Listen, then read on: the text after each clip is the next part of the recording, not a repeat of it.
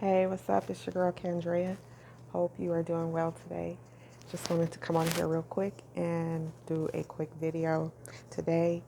Um, Today's content is going to be me showing you how I make a gallon of Tedivina detox tea. All right, so stay tuned. So, as you know, if you've been following me, I have been talking about ways that you can get in control of your weight issues without doing extensive and harmful things to your body. And so far, it's been going so well for me. The products are going well, have not had any harmful side effects or issues, and I'm feeling great.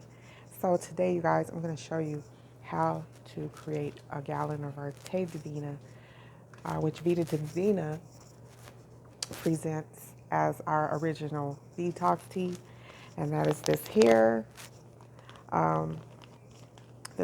What you would do is follow the instructions on the back and taste the soothing blend that Vita Divina has to offer and be a part of this revolution. This happens to be our flagship product, detox tea, with 9 original ingredients created and made by Dr. Esther Ramos.